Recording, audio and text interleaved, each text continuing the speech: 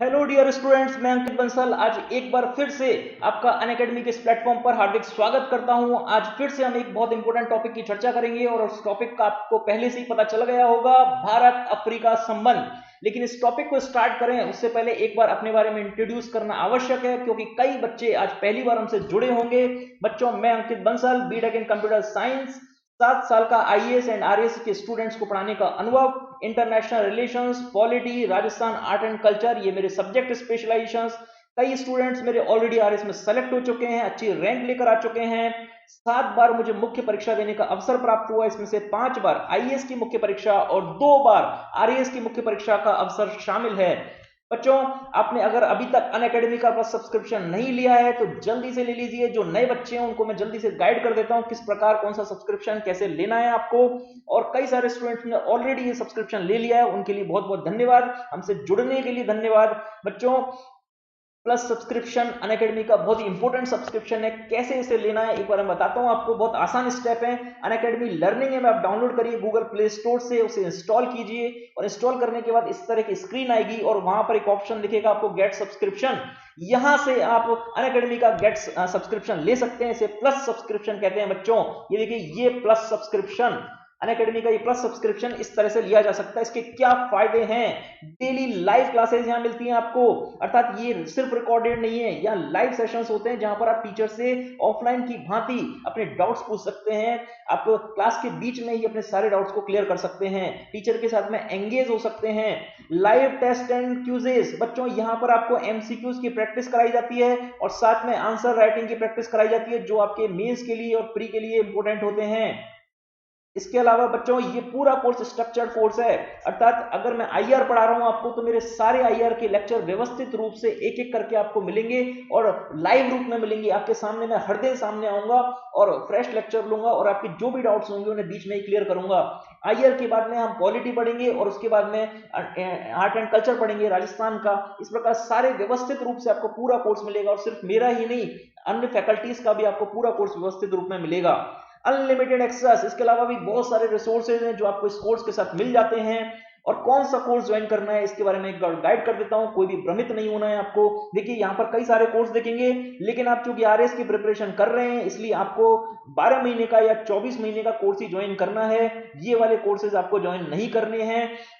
बच्चों, आरएस की प्रिपरेशन में 1 साल का समय कम से कम लगता है और कई बार आरएस का एग्जाम समय पर पूर्ण नहीं हो पाता, इसलिए प्रिपरेशन में अधिक समय लग जाता है। इसलिए आप 12 महीने या 24 महीने का कोर्स करेंगे तो बेहतर होगा। आप खुद ही कंपेयर कर लें प्राइसेस को और अपने आप ही अनुमान लगा सकते हैं कि ये वाले कोर्सेज आपके लिए वैसे इंपॉर्टेंट है ये 1 साल के लिए, और साथ में फाइनेंशियली भी ये वाले कोर्सेज आपके लिए अधिक इंपॉर्टेंट हैं। तो 12 महीने का या 24 महीने का कोर्स आपको ज्वाइन करना है और इस कोर्स में भी आप ये वाला कोड यूज करेंगे। ये मेरा कोड है BANSAL10 बंसल 10। इसे याद कर लीजिए, नोट कर लीजिए, बहुत इंपॉर्टेंट कोड है।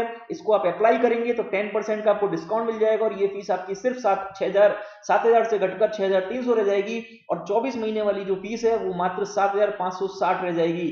बच्चों, 10% के डिस्काउंट के अलावा भी एक और बेनिफिट है जो ज्यादा इंपॉर्टेंट है। बच्चों, यहां पर आप हमसे हमारी ऐप के थ्रू संवाद कर सकते हैं, डायरेक्टली कनेक्ट हो जाएंगे जब आप बंसल 10 कोड का यूज करके एडमिशन लेंगे। बच्चों, इसके थ्रू आप आपके जो भी डाउट्स हैं आप हमसे पूछ सकते हैं और पूरी प्रिपरेशन के दौरान आपको क्या क्या परेशानियां आ रही हैं वो आप सारी डाउट्स को क्लियर कर सकते हैं हमसे पूछकर। हमारी डायरेक्शन में, हमारी गाइडेंस में अपनी पूरी प्रिपरेशन को कर सकते हैं। ये दूसरा फायदा होगा इस कोड का यूज करके। आपको हमने समझा दिया इस कोड का पर्पस और ये भी बता दिया कौन सा कोर्स ज्वाइन करना है और उस कोर्स के क्या फायदे हैं। उम्मीद करता हूं ये सारी बातें, सारे डाउट्स क्लियर हो गए होंगे। अब आप जल्दी से ज्वाइन कर लेंगे और जिन्होंने पहले ज्वाइन कर लिया है वो हमसे जुड़ चुके हैं और गाइडेंस में उनकी प्रिपरेशन स्टार्ट हो गई है। और जिन्होंने हमारे कहने पर ये किया उनके लिए बहुत बहुत धन्यवाद और हम उनकी प्रिपरेशन को आगे बढ़ा रहे हैं। और जो अभी तक नहीं जुड़े हैं जल्दी से जुड़ जाइए जिससे हमारी प्रिपरेशन स्टार्ट हो सके। बच्चों, अब स्टार्ट करते हैं हम बहुत ही इंपॉर्टेंट टॉपिक, भारत अफ्रीका संबंध। बच्चों, भारत और अफ्रीका, देखिए अफ्रीका का जब नाम आता है तो अफ्रीका किस प्रकार का देश है जिसके बारे में हम कम जानते हैं, जिसके बारे में अगर मैं कई सारे देशों की अभी चर्चा करूंगा तो बहुत सारे देश ऐसे होंगे जिनका नाम ही अपने से कई अधिकांश बच्चों ने नहीं सुन रखा होगा। बच्चों, ऐसा क्यों है? ये इतना अननोन अननोन महाद्वीप, कंटिनेंट और यहाँ इसके बारे में हमें कम जानकारी है, लेकिन वर्तमान परिदृश्य में हम बात करते हैं तो भारत और अफ्रीका संबंध तेजी से आगे बढ़ने लगे हैं। क्यों? सिर्फ भारत अफ्रीका ही नहीं बच्चों, दुनिया की जो बड़ी शक्तियां हैं वो अफ्रीका पर ध्यान केंद्रित करने लगी है। क्या ऐसा हो गया है कि सारे देश इस समय इस महाद्वीप पर ध्यान लगाने लगे हैं? क्या इस महाद्वीप में अब नया होने लगा है? क्यों ये अधिक संभावना पैदा कर रहा है? अंतरराष्ट्रीय राज व्यवस्था में, अंतरराष्ट्रीय संबंधों की जब चर्चा होती है तो वहां पर ये अलग छाप छोड़ने लगा है। वो सारे मुद्दों की हम चर्चा करेंगे, लेकिन सबसे पहले ये जो अनजानपन है जिससे आप रूबरू नहीं है इस महाद्वीप से, उसे हम जानने की कोशिश करेंगे और उसके बाद आएंगे भारत अफ्रीका संबंधों पर। और इसीलिए हम शुरुआत करते हैं कौन कौन से देश अफ्रीका में शामिल किए जाते हैं और अफ्रीका की प्रकृति क्या है, अफ्रीका की अवस्थिति कैसी है, इसका महत्व क्या है, इसकी लोकेशन का क्या महत्व है। तो चलिए स्टार्ट करते हैं सबसे पहले अफ्रीका महाद्वीप से। देखिए बच्चों, आपको मैप में अफ्रीका दिख रहा है, यहां पर करीब 54 देश हैं जो इस पूरे अफ्रीका महाद्वीप में माने जाते हैं। 54 कंट्रीज, 54 देश इस अफ्रीका महाद्वीप का निर्माण करते हैं। बच्चों एक बार जल्दी से आप नजर दौड़ा लीजिए, इस पूरे महाद्वीप को 5 भागों में देख सकते हैं। एक उत्तरी अफ्रीका का क्षेत्र, एक पश्चिमी अफ्रीका का क्षेत्र, एक पूर्वी अफ्रीका का क्षेत्र, एक दक्षिणी अफ्रीका का क्षेत्र और एक बीच में मध्यवर्ती अफ्रीका का क्षेत्र। इस दृष्टिकोण से आप रखेंगे तो आपको थोड़ा याद करने में आसानी होगी। जस्ट हम एक बार क्विकली नामों की तरफ जा रहे हैं। देखिए आप ऊपर की तरफ यहाँ पर इजिप्ट, जिसे अभी पहले जिसका नाम मिस्र हुआ करता था अब इसे इजिप्ट कहते हैं, और इसके बाद लीबिया, अल्जीरिया, मोरक्को, वेस्टर्न सहारा, मॉरिटानिया, माली, नाइजर, चाड, सूडान, और सूडान का विभाजन हो गया था अभी हाल में, एक नया राष्ट्र बना था साउथ सूडान यहां से, जिसकी राजधानी बन गई थी जुबा। इधर आता है आपका इथोपिया। इथोपिया एक बहुत इंपॉर्टेंट कंट्री है बच्चों, हाल में न्यूज में भी रही थी ये इथोपिया। इसके बाद में देखिए इधर इरिट्रिया, इरिट्रिया एंड इथोपिया, इन दोनों के बीच में विवाद था और उसको लेकर अभी एक नोबेल शांति पुरस्कार दिया गया था यहाँ के प्रधानमंत्री को। तो एक इसीलिए न्यूज में रहा था बच्चों, बहुत शांतिपूर्वक तरीके से जो विवाद था उसको सुलझा दिया गया और इसी कारण नोबेल प्राइज मिला था इनके प्रधानमंत्री को। इधर देखिए एक बहुत इंपॉर्टेंट कंट्री दी जिबूती, यहाँ पर है सोमालिया, आपने नाम इसका अवश्य सुना होगा सोमालिया का। अनेकों बार सोमालिया के जो सी पायरेट्स होते हैं, समुद्री डकैत, उनके कारण ये चर्चा में रहता है। अल शबाब यहाँ पर एक बहुत ही एक्टिव ग्रुप है जिसकी हम चर्चा करेंगे थोड़ी देर में, और इसकी कैपिटल देखिए मोगाडिशु। और ये देखिए ये जो पूरा क्षेत्र है, ये यहाँ से इजिप्ट से लेकर यहाँ तक का जो पूरा क्षेत्र है ये लाल सागर के एकदम समीप है बच्चों, और यहाँ पर आता है अरब सागर, इस जगह पर है अरब सागर। चलिए इसके बाद हम बात करते हैं इथोपिया के नीचे देखिए केन्या, और ये जो पूरा हिस्सा है बच्चों ये एक, आप देखिए एक सीन की तरह लग रहा है आपको यहाँ पर, इसीलिए इसे हॉर्न ऑफ अफ्रीका के नाम से भी जाना जाता है, हॉर्न ऑफ अफ्रीका। और ये आपको जो लाल सागर दिख रहा है, पहले ये क्षेत्र और एशिया का जो क्षेत्र है वो जुड़ा हुआ करता था, और बाद में जब भौगोलिक परिस्थितियां बदलने लगी तो यहाँ पर ये महाद्वीप विखंडित होकर आगे बढ़ने लगा और एक दरार आ गई और यहाँ पानी भर गया और इससे लाल सागर का जन्म हुआ। तो ये एक भौगोलिक बदलाव थे जो यहाँ पर देखने को मिले थे। चलिए हम आगे बढ़ते हैं देशों की ओर। यहाँ पर देखिए सोमालिया के नीचे हमने देखा केन्या, और केन्या के लेफ्ट में युगांडा, और युगांडा के बाद देखिए तंजानिया। अभी हाल में एक समझौता हुआ तंजानिया के साथ इसी कोरोना काल में, जब अभी दोनों देश, इस देश के राष्ट्रपति और भारत के प्रधानमंत्री ने फोन पे बातचीत की और एक समझौते पर हस्ताक्षर किए, फोन पे ही, वर्चुअल मीटिंग जिसे कहा गया बच्चों। और अभी हम चर्चा करेंगे उसकी इस क्लास में ही। इधर आइए आप नीचे, याद रखिएगा तंजानिया यहाँ पर है क्योंकि इसकी हमें आवश्यकता पड़ेगी अभी कुछ समय के बाद में। तंजानिया देखिए इस जगह पर एकदम ईस्ट वाली साइड में अफ्रीका के। इधर देखिए नीचे मोजाम्बिक, और यहाँ पर एक अलग से द्वीप है, इसे कहते हैं मेडागास्कर, ये अफ्रीका का हिस्सा है बच्चों।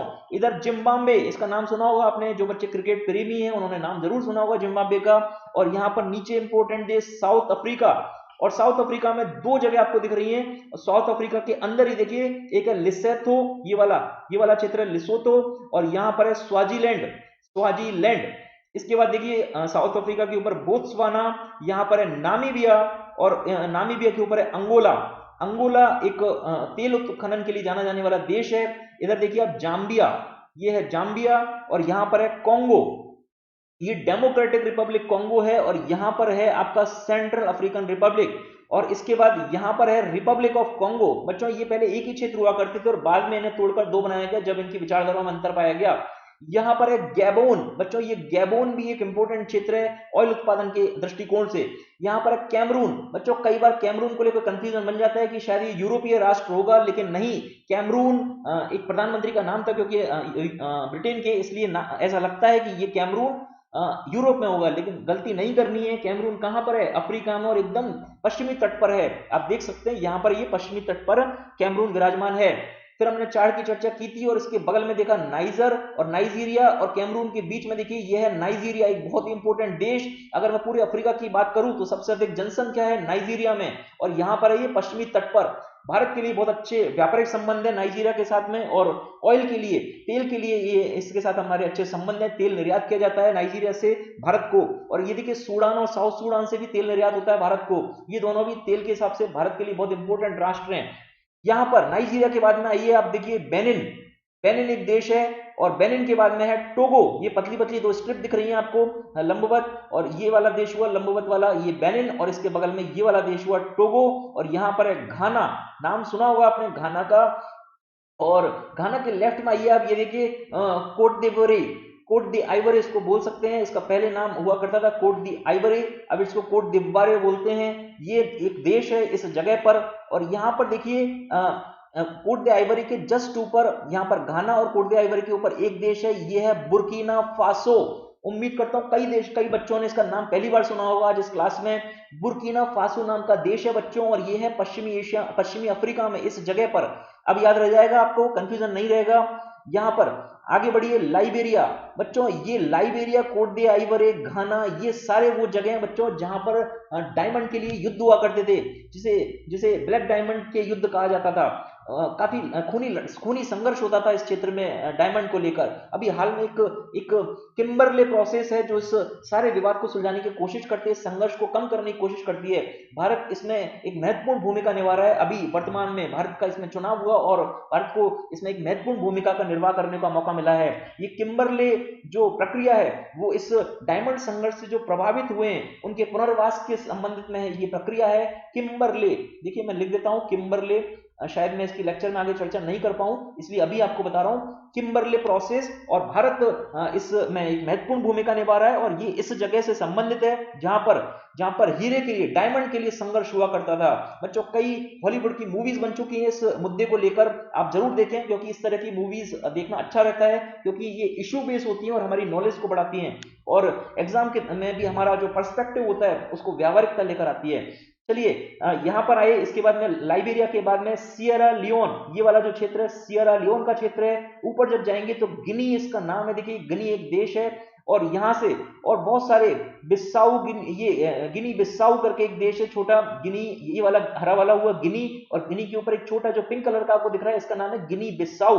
और यहां से ऊपर जब चलेंगे आप तो आपको गांबिया मिलेगा, ये पतली स्ट्रिप में पतला सा दिख रहा है आपको, ये गांबिया हुआ, और इसके ऊपर हुआ है सेनेगल।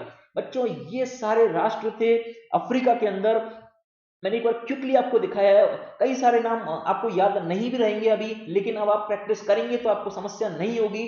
और देखिए अभी हमने एक पुराने लेक्चर में एक बात की थी, हमने अरब संघर्ष की, जब हमने वेस्ट एशिया के बारे में बताया था आपको, मिडिल ईस्ट के बारे में पढ़ा रहे थे, वहां पर पश्चिमी एशिया और भारत संबंधों की जो क्लास थी वहां पर हमने बताया था 2010 में अरब स्प्रिंग चालू हुई थी। और ये देखिए ये वो क्षेत्र था जहां पर अरब स्प्रिंग देखी गई थी। हमने कहा था पश्चिमी एशिया में अरब स्प्रिंग चालू हुआ था, लेकिन उसका स्रोत कहां था? देखिए ट्यूनीशिया, ये एक मैप में कट गया है, ये वाला यहाँ पर एक देश है अल्जीरिया और लीबिया के बीच में, इस जगह पर ये हरा कलर का दिख रहा है, ये थोड़ा सा और ऊपर तक है और इसका नाम है ट्यूनीशिया।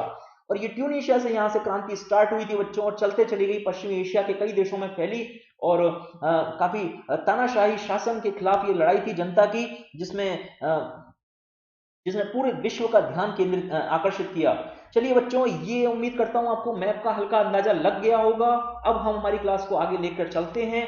ये हमने बताया 54 राष्ट्र, और ये पूरा अफ्रीका, इसका भौगोलिक हमने बताया काफी बड़ा महाद्वीप है ये, और दूसरा सबसे बड़ा महाद्वीप। चलिए इसकी प्रकृतियों के बारे में चर्चा कर ही लेते हैं, सारी प्रकृति के बारे में, अफ्रीका की प्रकृति। ये देखिए अफ्रीका विश्व का दूसरा सबसे बड़ा महाद्वीप है। पहला महाद्वीप सबसे बड़ा आपको पता है एशिया महाद्वीप, और दूसरा महाद्वीप सबसे बड़ा जो है वो है अफ्रीका। और देखिए इसकी अवस्थिति देखिए, ये वाला कौन सा महासागर है? हिंद महासागर, जो कि अफ्रीका के पूर्व में है, और अफ्रीका के पश्चिम में एक इंपॉर्टेंट महासागर अटलांटिक महासागर। दो महत्वपूर्ण महासागरों के बीच में स्थित है अफ्रीका महाद्वीप। ये एक ऐसा महाद्वीप है बच्चों जहां से तीनों ही जो इंपॉर्टेंट रेखाएं हम बोलते हैं अक्षांश रेखाएं, कौन कौन सी? भूमध्य रेखा, कर्क रेखा और मकर रेखा, तीनों रेखाएं इस अफ्रीका से पास होती हैं। चलिए, अभी मैं भूगोल के बारे में कम बताऊंगा, अभी हमारी क्लास अंतरराष्ट्रीय संबंध पर केंद्रित है। लेकिन ये अफ्रीका हमारे लिए अननोन अननोन महाद्वीप है, अननोन कंटिनेंट है, इसलिए एक बार इसको जानना थोड़ा जरूरी हो जाता है। इसीलिए मैं थोड़ी थोड़ी आपको रूपरेखा दे रहा हूं और जिससे आपको समझना आसान हो जाएगा भारत अफ्रीका संबंधों में। चलिए, 54 देश मैंने बताया आपको, 54 देश हैं इस पूरे अफ्रीका में। एक और इंपॉर्टेंट चीज आप यहां देख सकते हैं, अब मैं थोड़ा सा विश्व इतिहास को लेकर आ रहा हूं। देखिए, पेपर विभाजन, यहां पर आप देखिए मैप में अफ्रीका के जो देश हैं इन्हें ध्यान से देखिए। देखिए, लीबिया और इजिप्ट की मैं बात कर रहा हूं, देखिए ये सीधी रेखा खिंच रही है आपके सामने, दोनों देशों के बीच में आप देखिए सीधी रेखा, फिर यहां देखिए एक सीधी रेखा, फिर यहां देखिए सीधी रेखा, फिर यहां देखिए सीधी रेखा, एक सरल रेखा।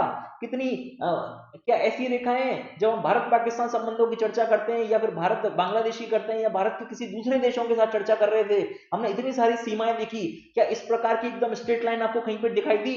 इतने भारत की और अन्य देशों के साथ कितने सारे विवाद हो रहे थे, अलग अलग देशों के साथ हमने उन सारे विवादों की चर्चा की। सीमा का निर्धारण ही सही नहीं था, लेकिन अफ्रीका में देखिए कितनी स्पष्ट सीमाएं बनी हुई है दो देशों के बीच में, और एकदम स्ट्रेट लाइन। देखिए कितनी सारी जगह पर आप देख सकते हैं स्ट्रेट लाइन आपको दिखाई देंगी और क्लियर कट आपको दिखेगा अफ्रीका में अलग अलग देशों का बंटवारा।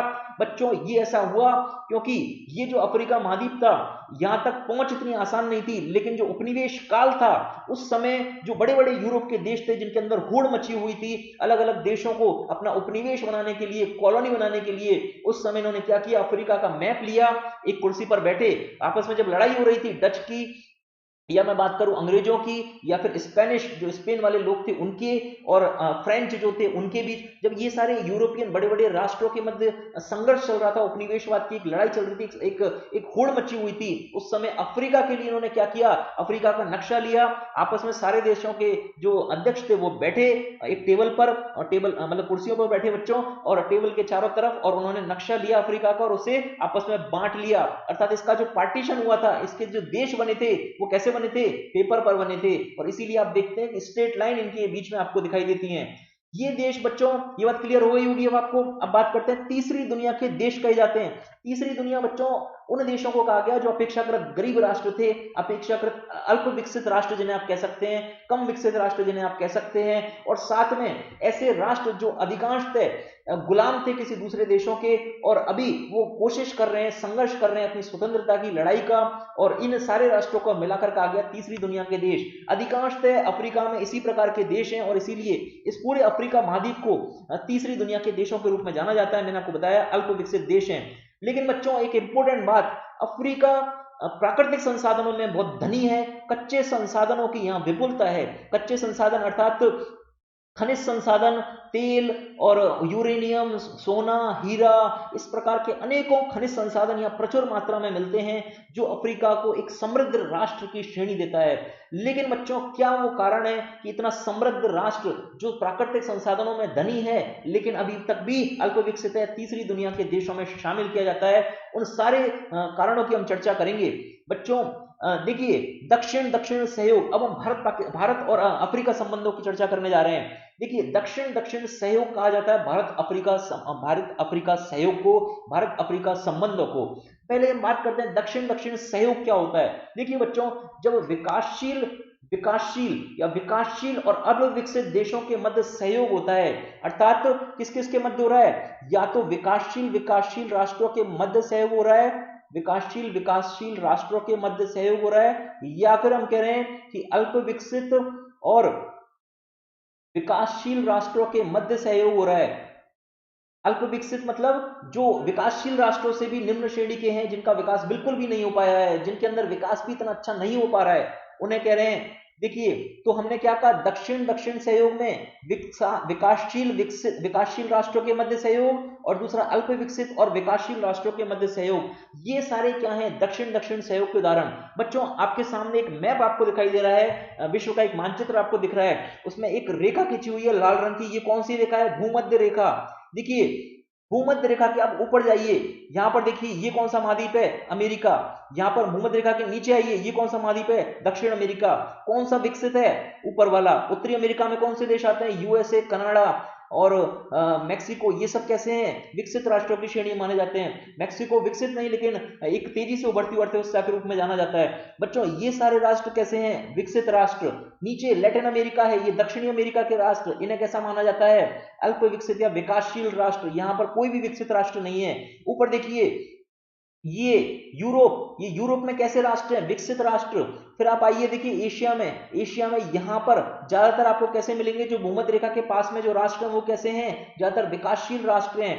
फिर देखिए आप ये सारे जो अफ्रीका का जो क्षेत्र है, ये भूमध्य रेखा के पास वाला क्षेत्र है, यहां पर आपको ज्यादातर कैसे मिल रहे हैं, अल्प विकसित या विकासशील राष्ट्र।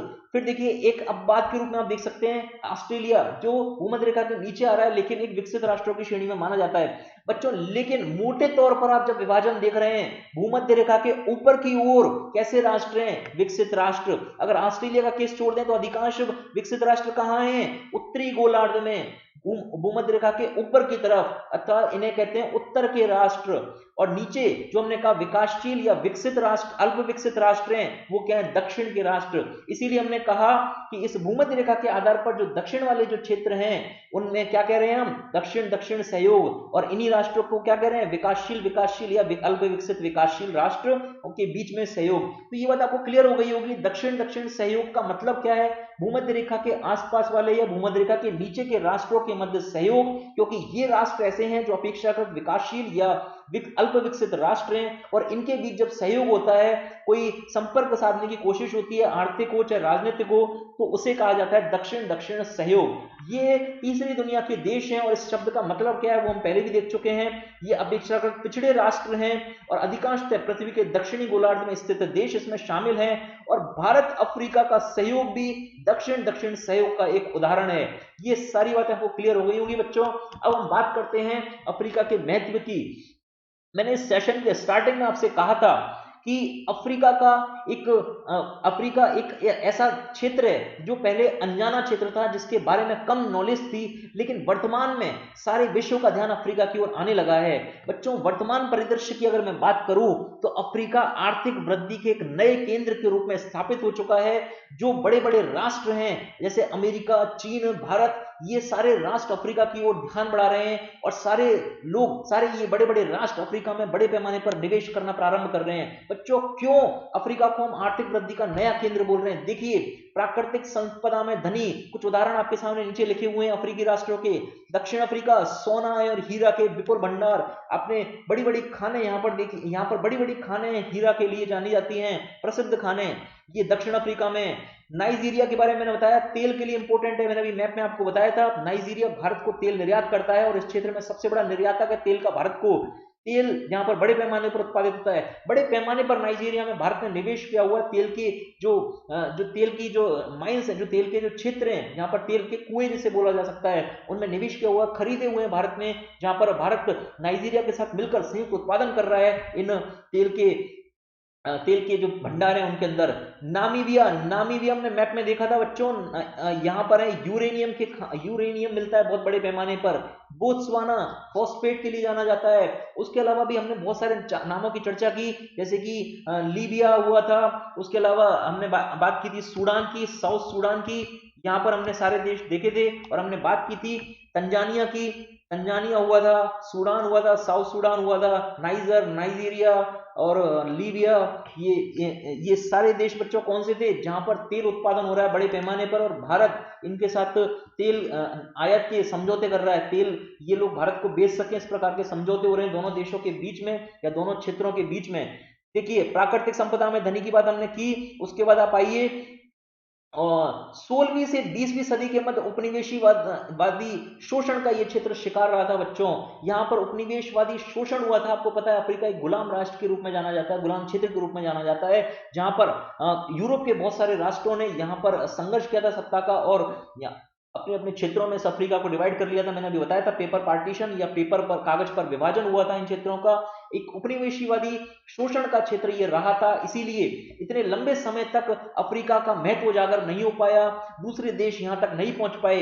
लेकिन जब हाल में यहां पर स्वतंत्रता मिलना प्रारंभ हो गई, स्वतंत्रता संघर्ष मिलने प्रारंभ हो गए, उपनिवेशवाद यहां से जाने लगा, तब जब ये राष्ट्र अस्तित्व में आए, नए नए राष्ट्र इस क्षेत्र में, और इन स्वतंत्र राष्ट्रों के रूप में जब इनका उदय हुआ तो इसकी इन्होंने अपने अपने क्षेत्र की विशेष पहचान बनाने की कोशिश की। तब अंतरराष्ट्रीय समुदाय का ध्यान यहाँ जाने लगा और इस लंबे उपनिवेशवादी शोषण के बाद यहां पर अवसंरचना विकास पर फोकस किया गया, इंफ्रास्ट्रक्चर डेवलपमेंट किया गया। अर्थात जब इंफ्रास्ट्रक्चर डेवलपमेंट होगा, सड़कें होंगी, इंडस्ट्रीज होंगी, तो दूसरे देश का ध्यान अपने आप आएगा इधर की तरफ, वो निवेश करने की कोशिश करेंगे। और यही सब होने लगा शीत युद्ध के बाद के दौर में, जब यहां पर अफ्रीकी राष्ट्रों को स्वतंत्रता मिलने लगी और साथ में यहां पर निवेश होने लगा, अवसंरचना निर्माण होने लगा। और यही वजह थी जिसकी वजह से ये आर्थिक वृद्धि का एक नया केंद्र बनकर सामने आ गया। और एक और इंपॉर्टेंट वजह, देखिए हम जब भारत के बारे में चर्चा कर रहे थे अपनी पिछली क्लासेस में, तो हमने बताया था भारत के ऊपर दूसरे देशों का ध्यान क्यों है, क्योंकि भारत का जनसंख्या आधार बढ़ा है। मोदी जी कहते हैं 125 करोड़ भारतीय, अब लगभग 130 करोड़ हो गए।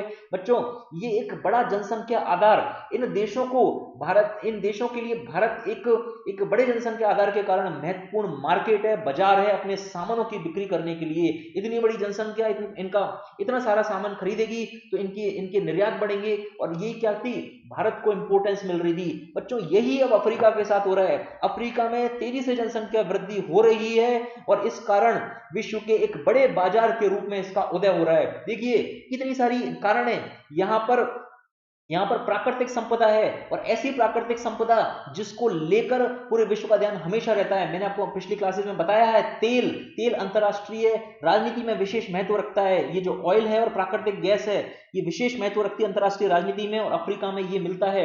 यूरेनियम अफ्रीका में मिल रहा है बच्चों, अनेकों खनिज यहाँ पर मिल रहे हैं, प्राकृतिक संपदा में धनी है अफ्रीका। दूसरी बात, यहाँ पर अवसंरचना विकास प्रारंभ हो गया, और अब तीसरी बात, जनसंख्या वृद्धि के कारण अब ये बड़े बाजार के रूप में परिणत हो रहा है। बच्चों, ये सारी वजह है कि ये आर्थिक वृद्धि का एक नया केंद्र बन गया है अफ्रीका। इसके बाद हम बात करते हैं अब भारत अफ्रीका संबंधों के बारे में, अब आगे चर्चा करते हैं, विस्तार लेते हैं इस लेक्चर को।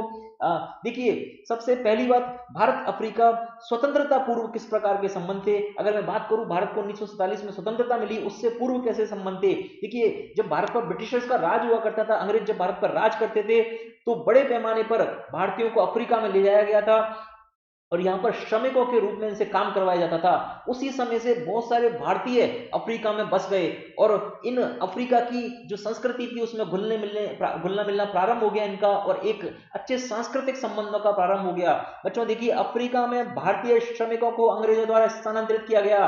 दूसरा, गांधी जी की अफ्रीका के स्वतंत्रता संघर्ष में भूमिका। बच्चों आपको पता है, गांधी जी अफ्रीका से भारत आए थे, जब भारत से अफ्रीका गए थे और 1915 में यहाँ लौट कर आए थे भारत में, लेकिन उससे पहले वो कहाँ थे, अफ्रीका में, दक्षिण अफ्रीका में उनका निवास रहा था। और वहां पर अनेकों युद्ध में, अंग्रेजों के खिलाफ युद्ध में उन्होंने एक महत्वपूर्ण भूमिका निभाई थी, जिसमें गांधी जी को मेडल भी मिले थे। बोयर्स वॉर का नाम आपने सुना होगा, बोयर के युद्ध, और अगर नहीं सुना है तो आप जाकर सर्च कर सकते हैं थोड़ा सा गूगल पर, या फिर विश्व इतिहास की क्लासेस में आपको इसके बारे में जानकारी मिलती है। बच्चों इन सब युद्धों में गांधी जी की भूमिका रही थी, और अफ्रीका में जो रंगभेद की नीति थी, वहां पर गांधी जी अड़कर बैठ गए थे। इस रंगभेद की नीति का विरोध किया था गांधी जी ने, और काफी बार अपमान हुआ गांधी जी का, लेकिन फिर भी वो डटे रहे थे। अफ्रीका के इन लोगों के साथ वो जुड़े रहे थे भावनात्मक स्तर पर, और उनकी लड़ाई में उनके साथ थे। बच्चों इस प्रकार पूरे अफ्रीका के स्वतंत्रता संघर्ष में गांधी जी की महत्वपूर्ण भूमिका थी। आने वाले समय में बहुत सारे यहाँ पर लीडर बने, और आपने जरूर कईयों के नाम सुने होंगे, और वो सारे नाम वो हैं बच्चों जो गांधी जी से प्रेरणा लेते हैं अपने संघर्ष की। और ये पूरा की पूरा अफ्रीका इसीलिए भारत के साथ गुथा हुआ है, सांस्कृतिक रूप से, ऐतिहासिक रूप से। बच्चों मैंने बता दिया आपको, भारत की बड़ी आबादी अफ्रीका में निवास करती है, और ये तभी से करती है बच्चों जब अंग्रेजों के द्वारा कई भारतीयों को यहाँ पर श्रमिकों के रूप में ले जाया गया, और तब से लेकर अभी तक भी बहुत सारे भारतीय अभी भी वर्तमान में भी अफ्रीका में रहते हैं। ये थे बच्चों स्वतंत्रता पूर्व हमारे संबंधों का एक एक जो नींव डाली गई थी, उसकी शुरुआत यहां से हो गई थी और ये वर्तमान तक चली आ रही है। अब हम बात करते हैं जब स्वतंत्रता मिल गई उसके बाद कैसे संबंध थे। सबसे पहला शीत युद्ध का दौर प्रारंभ हो चुका था। तब तक 1947 से लेकर 1990 तक का जो दौर था ये शीत युद्ध का दौर था। स्वतंत्रता मिल गई थी लेकिन विश्व दो ग्रुपों में बटा हुआ था, दो समुदायों में बटा हुआ था।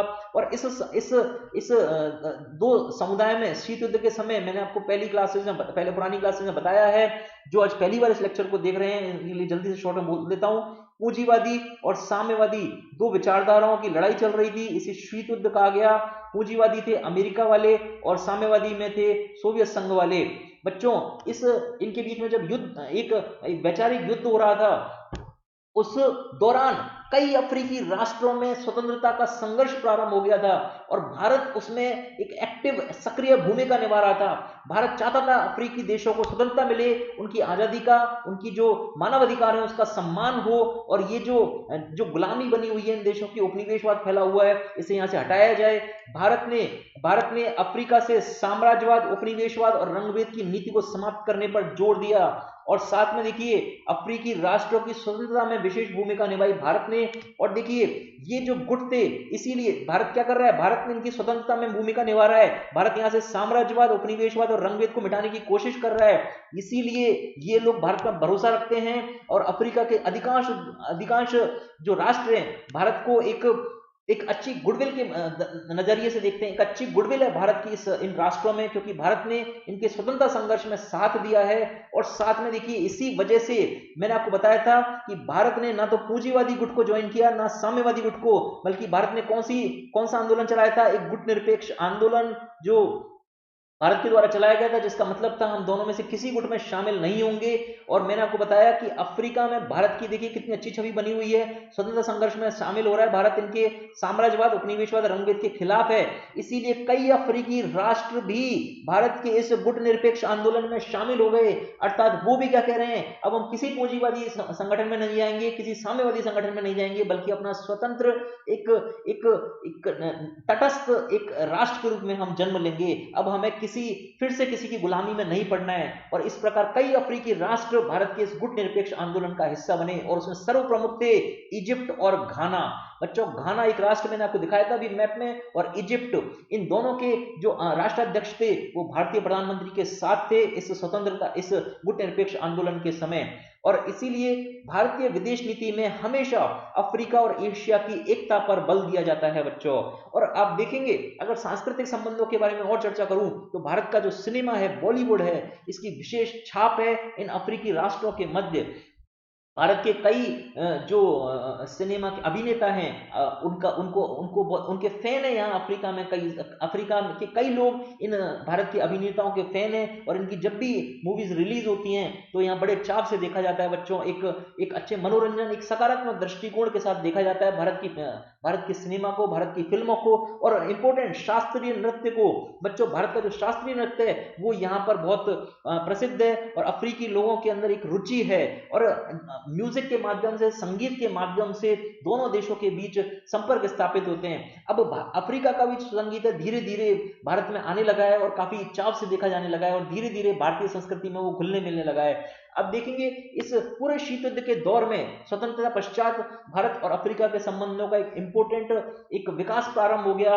जो पहले इनके गांधी जी ने जो नींव रखी थी इनके स्वतंत्रता संघर्ष की, वो शीत युद्ध के दौर में भी भारतीय प्रधानमंत्रियों द्वारा वहन की गई और भारतीय प्रधानमंत्रियों ने भी इस क्षेत्र में सकारात्मक तरीके से कार्य किया और दोनों क्षेत्रों की एकता पर बल दिया गया। इस प्रकार एक मजबूत संबंधों का प्रारंभ हो गया था बच्चों। लेकिन शीत युद्ध के बाद क्या हुआ बच्चों?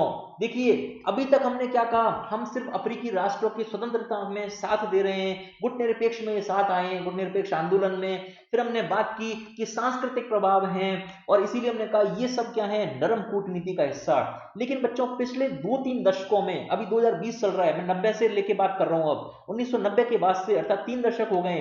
तो अगर पिछले 2-3 दशकों की मैं बात करूं तो अब भारतीय जो कूटनीति है वो बहुत अधिक सक्रिय हो गई है इस अफ्रीका वाले महाद्वीप में। भारत ने अब पिछले 3-4 दशकों से इस महाद्वीप में सक्रिय रूप से कार्य करना प्रारंभ कर दिया है। अब भारत इसके रणनीतिक, राजनीतिक और आर्थिक रूप से इस अफ्रीका महाद्वीप के महत्व को समझने लगा है। और ये महत्व कौन सा है बच्चों? मैंने आपको बताया था, इसका जनसंख्या आधार बड़ा होने लगा है। मैंने बताया था अफ्रीका में जनसंख्या वृद्धि होने लगी है और एक नए बाजार के रूप में सामने आने लगा है। इसके अलावा मैंने आपको बताया था कि अफ्रीका में प्राकृतिक संसाधन बड़े पैमाने पर हैं। फिर मैंने आपको बताया था यहाँ पर अवसंरचना निर्माण का कार्य तेजी से हो रहा है और ये सब वजह हैं। और देखिए एक और बड़ी वजह, 54 देश हैं अफ्रीका में। 54 देश कितना बड़ा राजनीतिक आधार लेकर चल रहे हैं। भारत जो संयुक्त राष्ट्र संघ में अपने आप को संयुक्त राष्ट्र संघ में स्थायी सदस्य बनना चाहता है, 54 राष्ट्रों का एक साथ भारत को समर्थन मिल सकता है। और ये 200 में से 54 राष्ट्र, लगभग 1/4 राष्ट्र सिर्फ यहां पर विद्यमान है। एक बड़ा राजनीतिक रूप से एक बहुत इंपॉर्टेंट क्षेत्र है अफ्रीका भारत के लिए। और ये सारी चीजें भारत को अब समझ में आ गई पिछले 2-3 दशकों में, और इसी कारणों से भारत सक्रिय हो गया इस अफ्रीका के क्षेत्र में। देखिए पिछले दशकों में भारत द्वारा अफ्रीका के साथ संवाद कायम किया गया है। कौन सा संवाद, हम चर्चा करेंगे अभी इसके बारे में।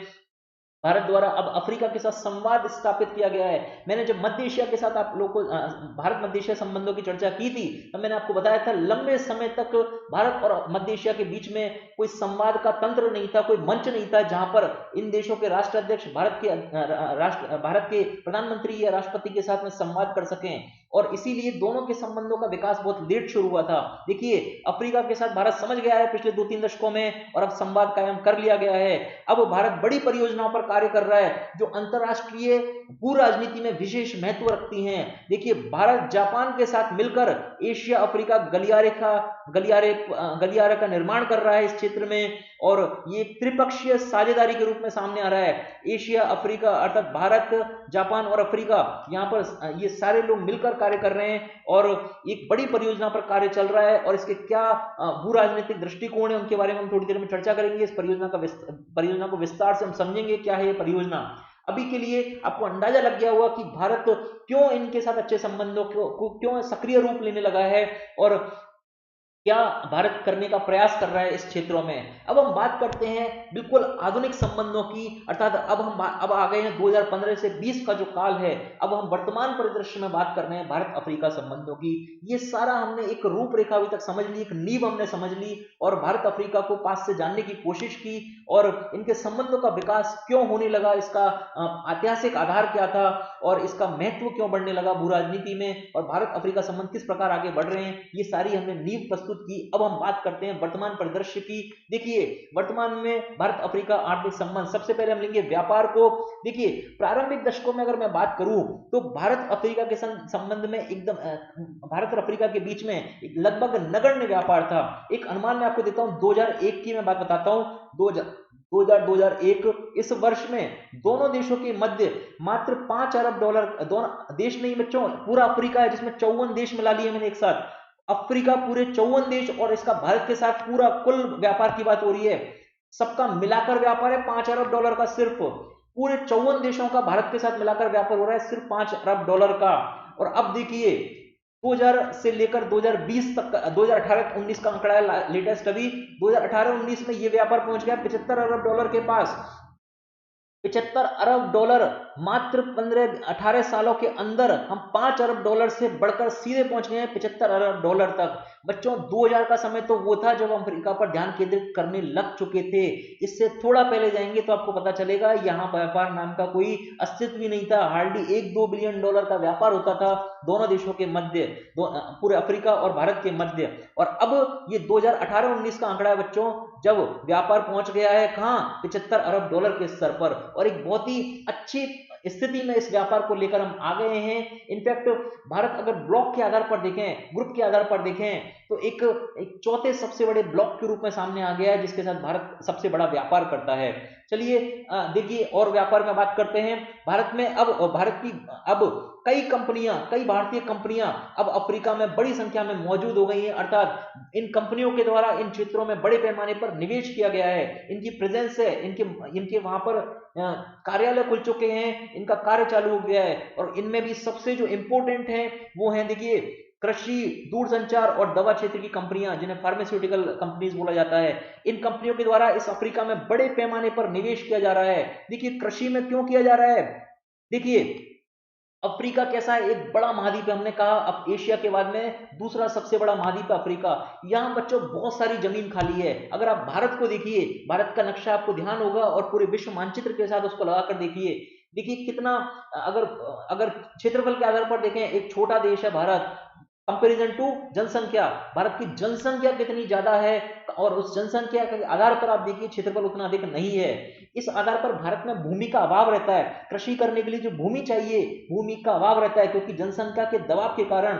देखिए भारत में क्या हो रहा है, अर्बनाइजेशन होने लगा है, अर्थात तो जो गांव है वो सुकड़ते जा रहे हैं, जहां पर खेती ज्यादा होती है वो क्षेत्र सुकड़ते जा रहे हैं, और जनसंख्या दबाव के कारण मकान बनते जा रहे हैं, औद्योगिक क्षेत्र स्थापित होते जा रहे हैं। इसका मतलब क्या है, भारतीय कृषि पर दबाव है, उसके लिए भूमि उपलब्ध नहीं है। लेकिन अफ्रीका एक बड़ा महाद्वीप है और इतनी अधिक जनसंख्या भी नहीं है, हालांकि जनसंख्या बढ़ने लगी है लेकिन इतनी बड़ी नहीं है अभी, काफी सारी जमीन यहाँ पर खाली पड़ी हुई है। और भारत अब क्या कर रहा है, इन क्षेत्रों में जमीन ले रहा है, भूमि ले रहा है, और किस कारण से वहां पर भूमि लेकर कृषि कर रहा है। भारतीय कंपनियां इस क्षेत्र में भूमि ले रही हैं, निवेश कर रही हैं, बहुत सारे समझौते हो रहे हैं, और ये समझौते वहां पर कृषि करने के लिए हो रहे हैं। ये बात क्लियर हो गई, बड़े पैमाने पर भारतीय कंपनियों के द्वारा कृषि क्षेत्र में निवेश किया जा रहा है अफ्रीका में। दूसरा, दूर संचार कंपनियां, देखिए जनसंख्या आधार बढ़ने लगा है और अब संपर्क स्थापित कर रहे हैं। मैंने कहा अवसंरचना निर्माण में ये देश निवेश करने लगे हैं, फोकस करने लगे हैं। भारतीय दूरसंचार कंपनियों को यहां पर अच्छा खासा प्रॉफिट मिलने की संभावना है, अच्छा खासा बिजनेस इनको दिख रहा है, और इसीलिए अब इन्होंने यहां पर निवेश करना प्रारंभ कर दिया है। दवा के क्षेत्र में बच्चों भारतीय दवाएं सस्ती होती हैं, और विदेशी जो अमेरिका या फिर यूरोप के दूसरे राष्ट्रों की जो दवाएं वो काफी महंगी होती हैं, जिन्हें अफ्रीका के ये गरीब लोग नहीं खरीद सकते हैं। भारतीय दवाएं सस्ती और अच्छी क्वालिटी की हैं, और इसीलिए अफ्रीकी लोगों की पसंद हैं, और इसीलिए ये दवा कंपनियों को एक बड़ा मुनाफा देकर जाती हैं। भारतीय दवा कंपनियों का अच्छा खासा कारोबार चलता है अफ्रीका में, और इनकी तारीफ होती है क्योंकि ये सस्ती दवाएं, अच्छी क्वालिटी की दवाएं उपलब्ध कराती हैं, और इसीलिए इनकी बिक्री ज्यादा होती है, अधिक मुनाफा भी इसीलिए कमा पाती हैं। और साथ में अफ्रीका के लिए भी अच्छा है क्योंकि सस्ती अच्छी दवाएं उन्हें मिल जाती हैं। इसीलिए तीनों क्षेत्र बहुत इंपॉर्टेंट हैं, जो वर्तमान में दोनों देशों के मध्य आर्थिक संबंधों में एक बड़ी भूमिका निभा रहे हैं। उसके अलावा देखिए भारत को यूरेनियम, सोना, प्लूटोनियम, कॉपर आदि जैसे कच्चे माल की आवश्यकता है, और साथ में तेल भी भारत यहां से आयात करता है। इस प्रकार ये सारे कच्चे माल की आवश्यकता भारत को है, जिसे अफ्रीका से मंगाया जा सकता है, और उन्हें बदले में भारत उन्हें तैयार उत्पाद दे सकता है।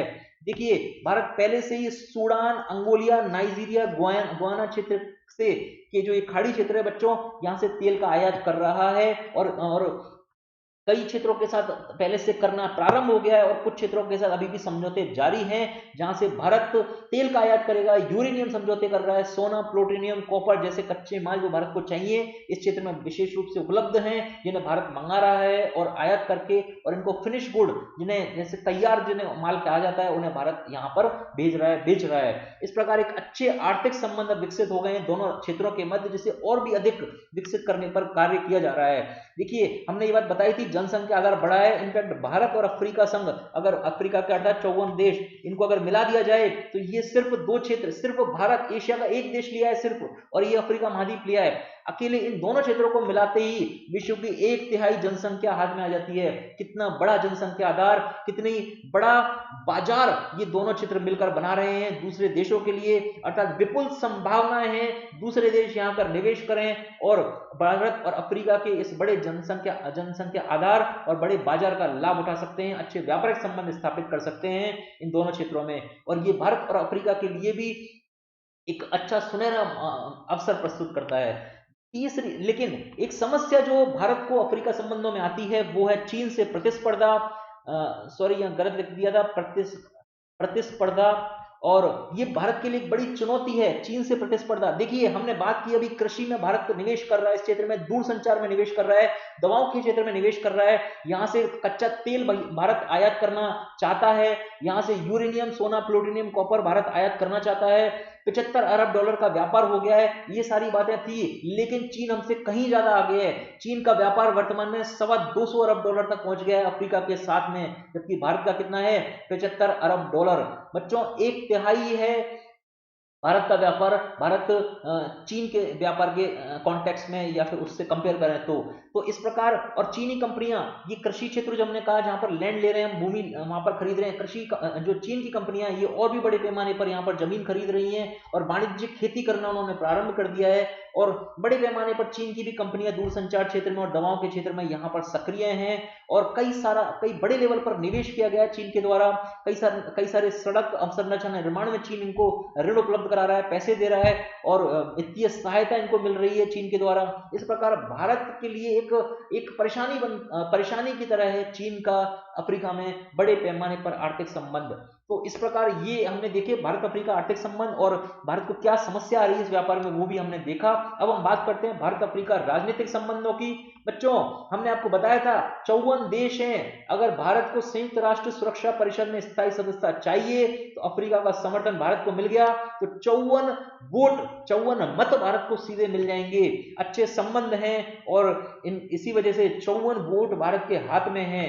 देखिए, दोनों ही क्षेत्र IMF, विश्व बैंक जैसे जो बड़ी संस्थाएं उनका लोकतांत्रिकरण करना चाहती हैं, जो वर्तमान में विकसित राष्ट्रों की ओर झुकाव रखती हैं। और भारत अफ्रीका कैसे हैं? विकासशील अल्प विकसित राष्ट्र, जो हमने बताया था दक्षिण दक्षिण सहयोग, एक नायाब उदाहरण यहाँ प्रस्तुत करते हैं और दोनों ही कंधे से कंधा मिलाकर इस IMF और विश्व बैंक की जो विकसित राष्ट्रों की ओर झुकाव है उसका विरोध करते हैं और कोशिश और अपेक्षा रखते हैं कि इनका लोकतांत्रिकरण हो, अर्थात विकासशील और अल्प विकसित राष्ट्रों को भी इसमें स्थान मिले, इनकी भी बात को सुना जाए, इनको भी अच्छा वेटेज यहाँ पर मिले।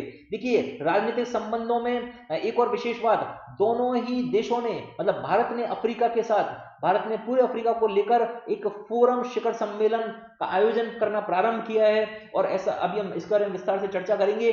भारत अफ्रीका फोरम शिखर सम्मेलन बहुत महत्वपूर्ण हो गया है वर्तमान में, ये बहुत महत्वपूर्ण है आगामी एग्जाम के लिए भी। भारत अफ्रीका फोरम शिखर सम्मेलन एक ऐसा मंच स्थापित कर दिया भारत ने जो अफ्रीका के साथ राजनीतिक संबंध स्थापित करने में एक महत्वपूर्ण भूमिका निभा रहा है। भारत अफ्रीका की महत्व को समझ चुका है और हमने कहा राजनीतिक रूप से संवाद आवश्यक है और इसी दृष्टिकोण से इस मंच का, इस शिखर सम्मेलन का आयोजन प्रारंभ कर दिया गया है भारत के द्वारा। इसके अलावा उच्च स्तरीय राजनीतिक यात्राओं का एक दौर प्रारंभ हो गया है। अभी देखिए, भारत के राष्ट्रपति, भारत के प्रधानमंत्री अफ्रीका यात्राओं पर गए। भारत के प्रधानमंत्री ने एक नहीं 2 बार 3 बार यात्राएं करना अफ्रीका में क्यों चूज किया बच्चों? देखिए, पहले भारत के पिछले जो प्रधानमंत्री थे वो गए अदीस अबाबा, उसके बाद अभी जो प्रधानमंत्री आए ये पहले दक्षिण अफ्रीका का जो क्षेत्र है वहां पर इन्होंने यात्राएं की। जो मध्य अफ्रीका का क्षेत्र है जैसे कि युगांडा, बुरुंडी, इन क्षेत्रों की इन्होंने यात्रा की। इसके अलावा भारत के राष्ट्रपति द्विजिबूती गए। ये बच्चों एक उच्च स्तरीय, भारत के राष्ट्रपति और प्रधानमंत्री जो उच्च राजनीतिक स्तर के लोग हैं ये यहाँ पर यात्रा कर रहे हैं। आप समझ लीजिए भारत अफ्रीका संबंध कितने महत्वपूर्ण हो गए हैं, भारत के लिए अफ्रीका कितना महत्वपूर्ण हो गया है। जब टॉप लेवल के लोग अगर जा रहे हैं तो इस समय और बार बार जा रहे हैं, इसका मतलब ये है बच्चों अफ्रीका बहुत इंपॉर्टेंट है भारत की नजर में और ये अफ्रीका को भी एक सांकेतिक एक दिखाता है अफ्रीका के लिए भी कि देखिए इतने उच्च स्तर के लोग आपके पास आ रहे हैं, इसका मतलब ये है कि ये आपके साथ जुड़ना चाहते हैं। और यही वो वजह है बच्चों जो भारत अफ्रीका संबंधों को ऊंचाइयों की ओर लेकर जा रहे हैं। देखिए, अफ्रीका का एजेंडा 2063 ये कहता है कि भविष्य में इस अफ्रीका को एक वैश्विक पावर हाउस के रूप में रूपांतरित कर दिया जाएगा। इस प्रकार ये अफ्रीका का एक ब्लूप्रिंट है, मास्टर प्लान है जो अफ्रीका का नक्शा बदल देना चाहता है, अफ्रीका को एक अल्प विकसित राष्ट्र से बाहर निकालकर और 2063 तक एक विकसित राष्ट्र के रूप में लेकर जाना चाहता है। और ये एक ऐसा क्षेत्र होगा जहां पर एकता, आत्मनिर्णय, स्वतंत्रता, उन्नति और सामूहिक समृद्धि की संकल्पना की गई है।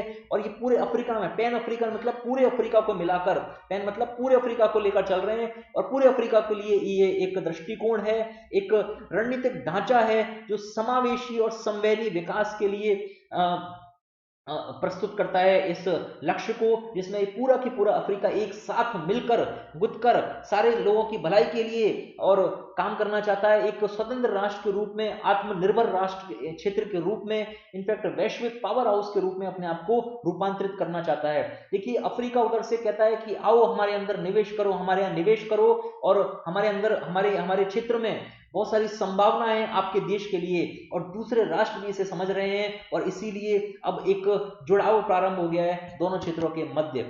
अब हम बात करते हैं इस भारत अफ्रीका शिखर सम्मेलन की, जिसके बारे में मैंने आपको बताया कि ये एक इंपॉर्टेंट शिखर सम्मेलन का आयोजन प्रारंभ हो गया है।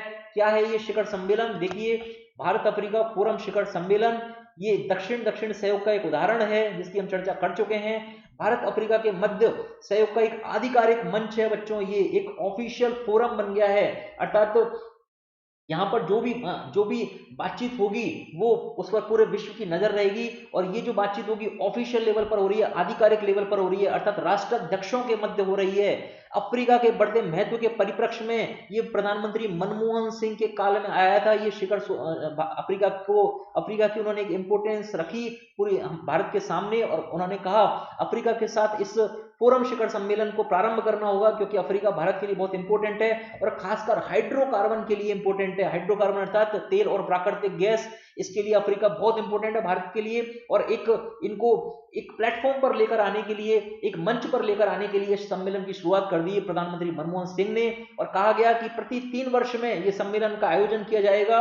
और पहला सम्मेलन हुआ 2008 में नई दिल्ली में। 2011 में हमने कहा था मनमोहन सिंह गए थे अदीस अबाबा, जो कि इथियोपिया की राजधानी है, यहां पर गए थे 2011 में, क्योंकि यहीं पर यह सम्मेलन हुआ था, और अदीस अबाबा में 2011 में सम्मेलन हुआ। इसके बाद 2015 में हुआ था बच्चों नई दिल्ली में, लेकिन उसके बाद यह सम्मेलन नहीं हो पाया। एक हाइड्रोकार्बन को लेकर अलग से सम्मेलन कर लिया गया था, चौथा सम्मेलन जिसे कहा जा सकता है, लेकिन एक प्रॉपर जो आधिकारिक मंच बनाया गया था उसका एक और सम्मेलन नहीं हो सका। लेकिन फिर भी उसकी कई वजह हैं बच्चों, क्योंकि अफ्रीका के इस महाद्वीप में भी कई विवाद हैं, जो मैंने आपको शुरू में बताया था, उत्तरी अफ्रीका, पश्चिमी अफ्रीका, दक्षिणी अफ्रीका, पूर्वी अफ्रीका और मध्य अफ्रीका, इनको लेकर कई जगह पर विवाद आते हैं, और इस कारण इन्हें एक मंच पर लेकर आना इतना आसान भी नहीं होता। इसलिए अब भारत ने एक नई पहल करने की कोशिश की है कि भारत अब इनके साथ संवाद कायम करेगा, और द्विपक्षीय आधार पर भी संवाद कायम करेगा।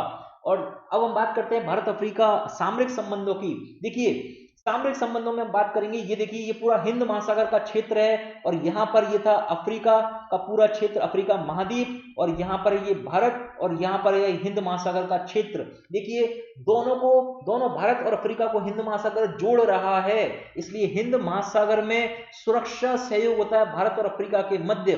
किस प्रकार का सुरक्षा? देखिए, हिंद महासागर है, यहाँ पर कई बार सुनामियों का खतरा रहता है, और इसीलिए सुनामी क्या है, एक प्रकार की आपदा, कई बार यहाँ पर भूकंप भी आते हैं जो कि समुद्री भूकंप है, और इनके कारण भी सुनामी आने की संभावना बनती है बच्चों। इस प्रकार की इन सारी आपदाओं से, और तूफान साइक्लोन आता है इस क्षेत्र में काफी ज्यादा, इन सारी आपदाओं के प्रबंधन में दोनों क्षेत्र सहयोग करते हैं, कई सारी एक्सरसाइज करते हैं, ट्रेनिंग एक्सरसाइज होती है। समुद्री डाकुओं से सुरक्षा, बच्चों देखिए ये सोमालिया का क्षेत्र, और ये वाला है खाड़ी का क्षेत्र, ये हमने खाड़ी आपको पश्चिम एशिया के संबंध में बताया था, ये खाड़ी का क्षेत्र, और यहाँ से बड़े पैमाने पर तेल के टैंकर पास होते हैं हिंद महासागर से, जो कि चीन को भी जा रहे हैं, यहाँ से होकर चीन को भी जा रहे हैं, और जापान को भी जा रहे हैं, यहाँ पर दक्षिणी कोरिया भी है, देखिए, और यहाँ पर ये दक्षिणी पूर्वी एशिया राष्ट्र भी हैं, और भारत के पास आ रहे हैं, ठीक है। अब देखिए ये जो पूरा क्षेत्र है कैसा है, ऑयल टैंकर जिससे पास होते हैं, एक सामरिक रूप से महत्वपूर्ण क्षेत्र है हिंद महासागर का क्षेत्र, और इन ऑयल टैंकरों को कैप्चर करने की कोशिश होती है। ये जो सोमालिया का क्षेत्र आपको दिख रहा है, सोमालिया येलो कलर में, यहाँ पर है समुद्री डकैत, और ये समुद्री डकैत इन टैंकरों को या जहाजों को कैप्चर कर लेते हैं। आपको जो ऑरेंज कलर का ये क्षेत्र दिख रहा है, ये पूरा की पूरा वो क्षेत्र है जो इस समुद्री डाकुओं के प्रभाव वाला क्षेत्र है। यहाँ पर सी पायरेसी बहुत ज्यादा होती है इस पूरे ऑरेंज कलर वाले क्षेत्र में, और इनको रोकने के लिए ये अफ्रीका और भारत आते हैं पास, एक दूसरे का सहयोग करते हैं इस क्षेत्र में इन समुद्री डाकुओं को रोकने के लिए, जो कि एक्टिव है सोमालिया के क्षेत्र में, और जब जहाज आता है तो उसे वो कैप्चर कर ले जाते हैं, बंदी बना लेते हैं, और फिरौती की मांग करते हैं। बच्चों ये सारा है इस क्षेत्र का परिदृश्य, और यहाँ पर आते हैं भारत और अफ्रीका के सामरिक संबंध, सामरिक सहयोग, समुद्री डाकुओं से सुरक्षा। इसके बाद है आतंकवाद। आपको पता है बच्चों, विश्व में भारत एक बड़ा आतंकवाद से पीड़ित राष्ट्र है, लेकिन ऐसा नहीं है सिर्फ भारत है, वर्तमान में अफ्रीका जैसे इस गरीब राष्ट्र में भी आतंकवाद का साया आने लगा है, और 2 बड़े आतंकवादी संगठन इस क्षेत्र में एक्टिव हैं। एक पश्चिमी अफ्रीका की अगर मैं बात करूं तो पश्चिमी अफ्रीका में है बोको हरम नाम का एक महत्वपूर्ण आतंकवादी संगठन, और दूसरा पूर्वी अफ्रीका का जो ये सोमालिया क्षेत्र हमने बताया, यहां पर एक्टिव है अल शबाब। ये 2 आतंकवादी संगठन इस पूरे अफ्रीका में एक्टिव हैं, और बच्चों माना जाता है कि जो अलकायदा, आईएसआईएस, इस प्रकार के जो बड़े अंतरराष्ट्रीय स्तर के जो आतंकवादी संगठन हैं, उनके साथ इनके संबंध हैं, संपर्क है, और इसीलिए ये एक भयावह दृश्य बनाते हैं इस क्षेत्र में। और अभी हाल में यहाँ पर अफ्रीका में कई जगह पर इन आतंकवादियों के द्वारा बम विस्फोट किए गए, जो कि इस क्षेत्र में आतंकवाद के सायों को दर्शाते हैं। और यहीं पर आता है भारत अफ्रीका सहयोग, जो इस क्षेत्र दोनों ही देशों को एक पास लेकर आ रहे हैं और दोनों ही कोशिश करते हैं इस आतंकवाद से लड़ाई के लिए। और साथ में धार्मिक कट्टरतावाद का उदय यहाँ पर हो रहा है, और हमने बताया इसको परिणति किसमें होती है, आतंकवाद के रूप में। तो ये धार्मिक कट्टरतावाद जो है वो भी एक दोनों देशों को इससे लड़ने के लिए प्रेरित करता है, और दोनों इस क्षेत्र में भी सहयोग करते हुए नजर आते हैं। बात करते हैं अब एशिया अफ्रीका वृद्धि गलियारे की, जो कि एक महत्वपूर्ण परियोजना है इस क्षेत्र में। देखिए, चीन एक पहले से एक परियोजना पर कार्य कर रहा है, ओबोर परियोजना, जिसके बारे में नीचे लिख दिया गया है। चीन की ओबोर परियोजना की तुलना से ये कर रहे हैं हम इसको, इसी संदर्भ में देख रहे हैं Asia Africa growth corridor, AAGC से शॉर्ट में कहा जा सकता है। ये देखिए AAGC, ये है एशिया अफ्रीका ग्रोथ कॉरिडोर या एशिया अफ्रीका वृद्धि गलियारा। बच्चों, चीन की जो परियोजना है ओबोर परियोजना, ये एक परियोजना है जो इस एशिया यहाँ पर एशिया के इस क्षेत्र में एक अवसंरचना निर्माण का कार्य करती है, और दूसरी इस क्षेत्र में अवसंरचना निर्माण का कार्य करती है। अर्थात एक भूखंड में और एक जल मार्ग के माध्यम से अवसंरचना निर्माण बना रही है, और जो एशिया अफ्रीका के और यूरोप के जो राष्ट्र हैं उनको वो पास लेकर आने की कोशिश करता है इस परियोजना, ओबोर परियोजना के माध्यम से, जिससे इस क्षेत्र में व्यापार में वृद्धि हो और अल्टीमेटली सारे देशों को इसके विकास का लाभ मिल सके। इस प्रकार एक चीन पहले से परियोजना पर कार्य कर रहा था, लेकिन भारत ने उसे कहा कि वो परियोजना सही नहीं है, वो एक इन सभी राष्ट्रों को एक अपारदर्शी परियोजना है, इन सभी राष्ट्रों को वो एक डेट ट्रैप में बांध देगी, ऋण के जाल में, भंवर जाल में फंसा लेगी, और इसके अपेक्षित लाभ इन राष्ट्रों को नहीं मिलेंगे बल्कि सिर्फ चीन को मिलेंगे। इस प्रकार भारत उस परियोजना का विरोध करता है, और भारत कहता है कि अब हम एक परियोजना लेकर आ रहे हैं और उसका नाम है AAGC, आप इस परियोजना पर फोकस करें। और ये भारत और जापान की संयुक्त परियोजना है। बच्चों देखिए, अफ्रीका के बारे में हमने इतने सारे संबंधों की चर्चा की, और इस संबंधों में हमें एक बात क्लियर हो गई कि अफ्रीका और अफ्रीका के जो ये राष्ट्र हैं, ये भारत को एक अच्छे राष्ट्र के रूप में देखते हैं, भारत को एक भरोसेमंद राष्ट्र के रूप में देखते हैं। अर्थात भारत की गुडविल अच्छी है अफ्रीका के राष्ट्रों के अंदर। दूसरी तरफ लेकिन समस्या क्या है, भारत के पास धन का अभाव है। हमने देखा चीन के साथ जो प्रतिस्पर्धा हो रही थी, वहां पर भारत टिक नहीं पा रहा था। चीन बड़े पैमाने पर निवेश कर रहा था, और ये भारत की कमी थी। भारत के पास इतना धन नहीं है कि इतना बड़े पैमाने पर निवेश कर सके। लेकिन धन किसके पास है? भारत के दूसरे मित्र जापान के पास। जापान के पास तकनीकी भी है, जापान के पास धन भी है, और भारत के पास गुडविल है। जब ये सारी चीज मिल गई तो वो समस्या जो आई थी चीन के साथ वाली, वो समाधान हो गया उस समस्या का। और भारत और जापान एक साथ मिलकर आए इस क्षेत्र में, और उन्होंने कहा कि देखिए, हम अब यहाँ पर जो प्राचीन जल मार्ग हुआ करते थे, अफ्रीका और एशिया को जोड़ने वाले जो जल मार्ग होते थे, जिनसे अफ्रीका और एशिया के मध्य व्यापार हुआ करता था, प्राचीन इतिहास की मैं बात कर रहा हूँ, प्राचीन जो एकदम 5वीं 6वीं सदी से लेकर जो हो रहा था, इतने पुराने समय से लेकर जो व्यापार हो रहा था, उन व्यापारिक मार्गों को, उन जलीय व्यापारिक मार्गों को हम विकास करेंगे, उनको परिणत कर देंगे मॉडर्न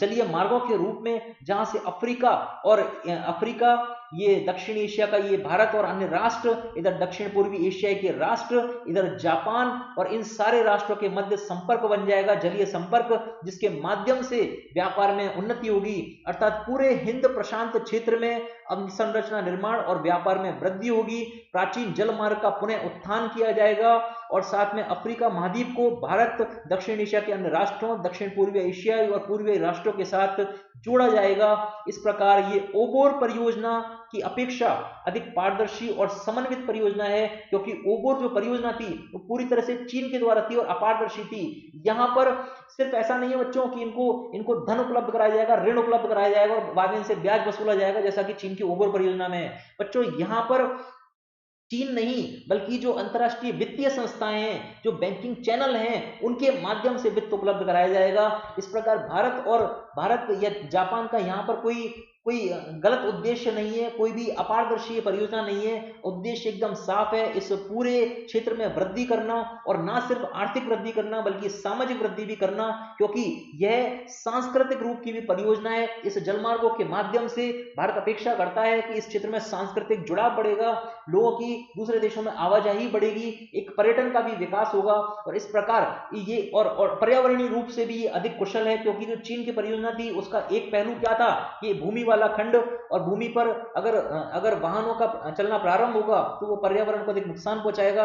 इसीलिए भारत कहता है कि हमारी जो परियोजना है वो पर्यावरण के दृष्टिकोण से भी अच्छी है, पारदर्शी है, समन्वित है और समावेशी विकास की ओर आगे बढ़ाती है, एशिया और अफ्रीका को पास लेकर आती है, आर्थिक वृद्धि कराती है, सांस्कृतिक वृद्धि कराती है, पर्यावरणीय रूप से सक्षम है, और इस प्रकार इस पूरे क्षेत्र के विकास की रूपरेखा वो प्रस्तुत करती है। और ये है एशिया अफ्रीका वृद्धि गलियारा, जो भारत और अफ्रीका संबंधों में एक महत्वपूर्ण परियोजना है जिस पर भारत ने कार्य किया।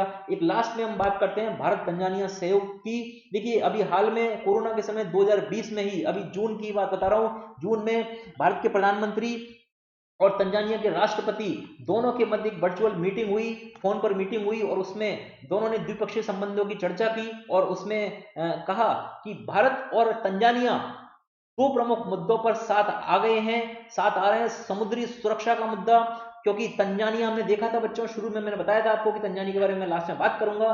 तंजानिया कहां था? पूर्वी अफ्रीका में था, हिंद महासागर के एकदम निकट, और हिंद महासागर में हमने देखी थी कौन कौन सी समस्याएं थी। समुद्री डकैती, सशस्त्र डकैती, मादक पदार्थों की तस्करी, आतंकवाद, ये सारी वो गतिविधियां हैं जो उस क्षेत्र में चल रही हैं, और तंजानिया उनके निकट है, और इसीलिए अब कहा दोनों देश मिलकर इस समुद्री सुरक्षा के मुद्दे पर सहयोग करेंगे। दूसरी बात, ऊर्जा के क्षेत्र में कहा गया कि भारत तंजानिया के प्राकृतिक क्षेत्र के विकास में अधिक से अधिक सहयोग करेगा। मैंने बताया था कि तंजानिया में प्राकृतिक गैस के बड़े यहाँ पर भंडार मिले हैं बच्चों। देखिए, तंजानिया के हिंद महासागरीय क्षेत्र में प्राकृतिक गैस का विशाल भंडार, और इतना बड़ा भंडार मिला है, 46.5 ट्रिलियन क्यूबिक फीट से भी ज्यादा, इतना बड़ा यहाँ पर भंडार है, और तंजानिया को और भारत इसे नहीं छोड़ सकता। इसलिए दोनों के बीच इस सहयोग को बढ़ाने पर समझौता हुआ है, और दोनों भविष्य में इस समझौते पर कार्य करेंगे। और देखिए, तंजानिया इस दशक में सबसे तेजी से विकास करने वाला अफ्रीका देश भी है, अब कई अफ्रीकी देशों में से एक देश भी है, और इस प्रकार भारत तंजानिया संबंध भी भारत अफ्रीका संबंधों का एक वर्तमान आप कह सकते हैं एक लेटेस्ट जो सहयोग है उसका उदाहरण है। और इस प्रकार ये पूरे भारत अफ्रीका संबंधों की हमने चर्चा की एकदम प्रारंभ से लेकर अंत तक, और हमने देखा किस प्रकार एक अनजाना क्षेत्र भारत के लिए एकदम इंपॉर्टेंट क्षेत्र बन गया, और भारत ने कितना सक्रिय भूमिका का निर्वाह करना प्रारंभ कर दिया इस क्षेत्र में। और ये थी बच्चों भारत अफ्रीका की पूरी एक क्लास, और उम्मीद करता हूं आपको ये लेक्चर अच्छा लगा होगा। डेफिनेटली बच्चों, इस चैनल को लाइक कीजिए, इस वीडियो को लाइक कीजिए, इस चैनल को सब्सक्राइब कीजिए, शेयर कीजिए इस लेक्चर को आपके मित्रों के साथ जिन्हें भी इसका लाभ मिल सके, और नोटिफिकेशन बेल आप जरूर दबा दीजिएगा जिससे आपको मेरे आने वाले लेक्चर्स मिल सकते हैं।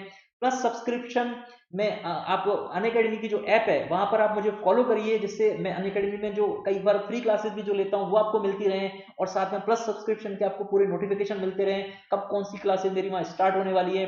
इसलिए वहां जाकर आप फॉलो करना प्रारंभ कर दें, और इस चैनल पर मैंने बताया कि बेल आइकन दबा लेंगे तो मेरे आगामी लेक्चरों के बारे में आपको पता चल जाएगा।